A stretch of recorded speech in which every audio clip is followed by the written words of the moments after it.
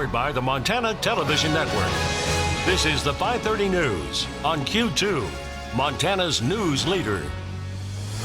Good evening and thanks for joining us. I'm Russ Riesinger. And I'm Jeanelle Slade. The campus at Montana State University went into shelter-in-place mode today as police search for a suspect who may have been armed. What began with a social media post from an employee on campus ended 2 hours later with an arrest inside the university's newest building. When MTN's Cody Boyer got to campus, he and others were told to immediately get out of the open and get off campus. Authorities say emergency alerts to students quickly set things in motion.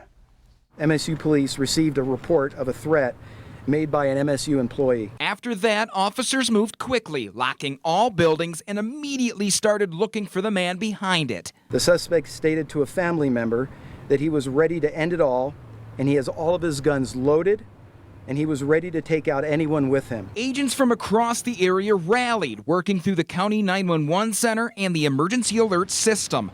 The suspect was nowhere to be found, but just minutes before had been at the campus police station. In this particular case, we didn't know where the suspect was. We knew he was on campus because he came by about 20 minutes prior to that and bought a parking pass. He was also scheduled for a 2 o'clock meeting, a dismissal hearing. He was an employee going through the disciplinary process. And according to Chief Parrish, the man was possibly armed with several guns. We were told that the suspect had 2 shotguns and a rifle. We have not recovered those at this time, but that's all the information that we have on that. He was not armed at the time he was taken into custody. Police worked quickly, using the county emergency alert system and sending text alerts out to students and staff, putting the university into shelter-in-place mode, something both campus officials and all police agencies involved say might have changed how this played out. The joint operation with the county 911 center allowed us to dispatch units from all over the county instantaneously, something that in the past we didn't have the capability of doing. The emergency alert system is absolutely vital. I mean, in a situation where we've got something fast-moving happening, we want to be able to get that information out quickly. And with that, the shelter in place was lifted. No one was hurt, and the man was sent to the Gallatin County Detention Center.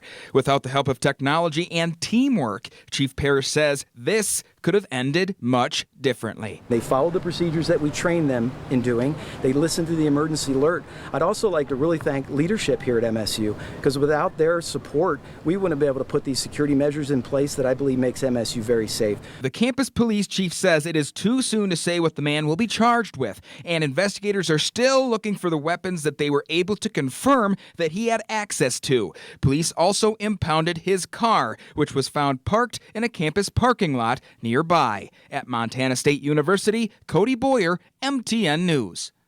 Thanks, Cody. Well, a crew from Billings Flying Service is off to Alaska to help fight a massive wildfire. Now, the Billings crew left in a Black Hawk helicopter yesterday. There are multiple large fires burning across Alaska, including this one, the Swan Lake fire. The fire has burned more than 100 acres near Sterling, Alaska, and is currently just over 20% contained. Crews from Billings Flying Service are often called in to assist with wildfires. They sent a crew out for the first time this season in mid-June to help with fires out in California. Well, turning to weather here, it's been a gorgeous day, but Bob, there's something brewing that might rain on our parade a bit. Just as soon as the newscast started, we got a severe thunderstorm warning. Let me show you what's happening out there. We did have on our thunderstorm outlook a marginal risk of severe thunderstorms from Bozeman all the way over towards the Billings area. Check it out on the Doppler radar. Look at that line of showers and thunderstorms moving in from the southwest in towards the Billings area. Let's zoom in a little closer. You can see over there the next county over in Stillwater County, big honking thunderstorm moving up that area by Mold, getting ready to head in towards the Broadview area. And this storm does contain quite a bit of activity. And take a look at this. It does have quarter-size hail and 60-mile-per-hour winds, and includes Yellowstone County, Stillwater County, and parts of Golden Valley County. So it's a very busy day, and we'll continue to see more showers and thunderstorms, and also show you a picture of a nice train coming up in a few more minutes. Back to you guys. All right, thanks so much, Bob. Well, the state lottery is now working to implement legal sports betting in Montana using the lottery's current contractor. But as MTN's Mike Dennison reports tonight, the process so far is not without its critics and concerns.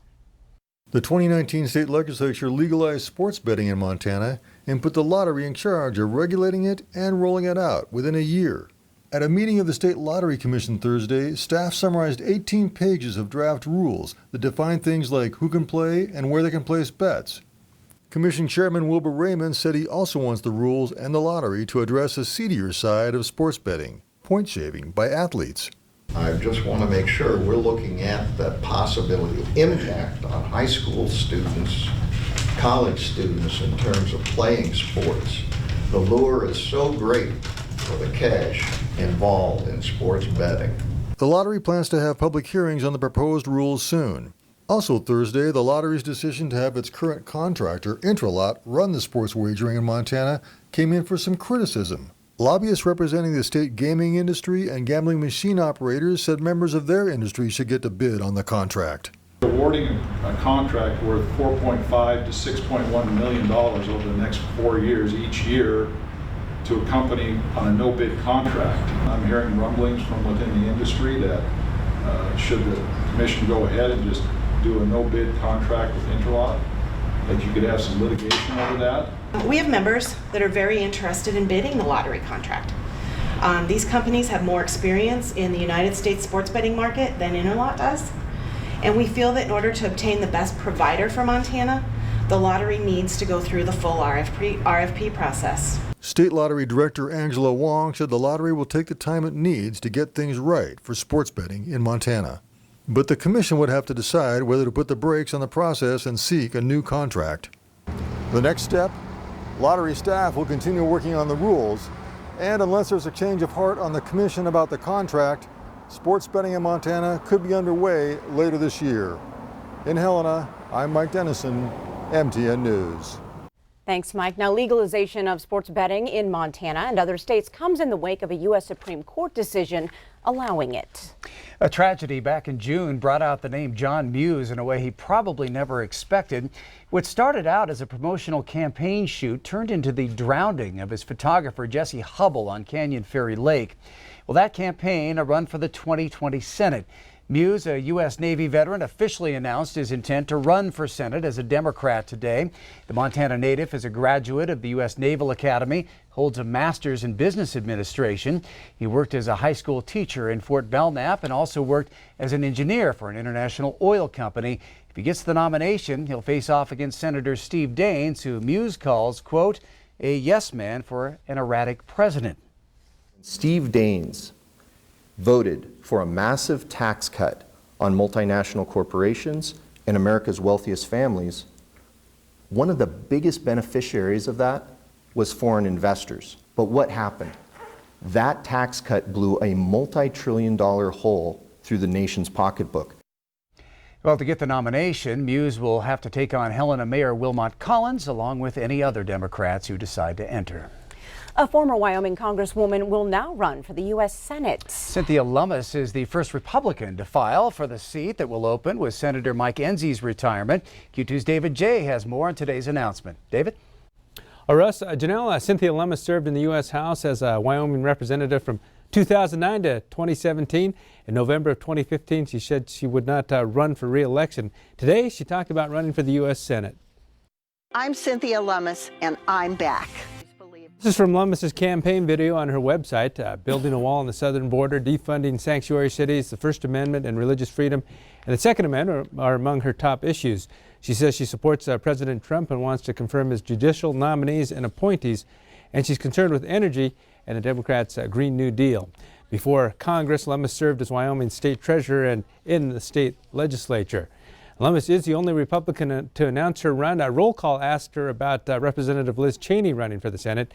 If Cheney does get in the race, Lummis said the primary would be a real barn burner. Jeanelle, Russ? All right, thanks so much, David. Well, the hours are ticking away as we get closer to rocking on at the 2019 Yellowstone Relay for Life. Now, today, the field is getting all set up, so come tomorrow night, hundreds or even thousands of cancer survivors, their support teams, and committed community members will fill the track at Billings West High School to show their dedication in the fight against cancer. All the food vendors, inflatables, face painting, and even a special dunk tank will, with some faces you will certainly recognize, kick off at 4 o'clock tomorrow. At the West High track, the Survivor Dinner inside the West High Gym goes from 5:30 until 6:45. And Jeanelle and I are lucky enough to be part of the opening ceremonies at 7. And of course, all of our survivors will take to the track for the amazing Survivors Lap and group photo. Now, the night will be filled with good music, great prizes, and of course, the beautiful Luminaria ceremony. Fireworks are set to go off at 11:45 and closing ceremonies at 12:45 a.m. Yeah, hope to see you out there. Yes. Well, there's more news from across our state on the MTN 9 o'clock news. Here's a look ahead. I'm Andrea Lutz in Missoula, a place now where domestic violence victims can seek refuge. We're taking a look at this new facility and how it's going to impact the community. It's coming up tonight on the MTN 9 o'clock news on the CW. But first on tonight's Q2 530 news, a hometown event for one of Malmstrom's highest ranking officers who's finding herself right at home. And later in sports, we're just over a week away from opening ceremonies. Scott shows us why all state game sports are no longer contested on the same weekend. You're watching MTN News with Jeanelle Slade and Russ Riesinger. Storm Tracker weather with Bob McGuire. And sports with Scott Green. This is the 530 News on Q2, Montana's news leader.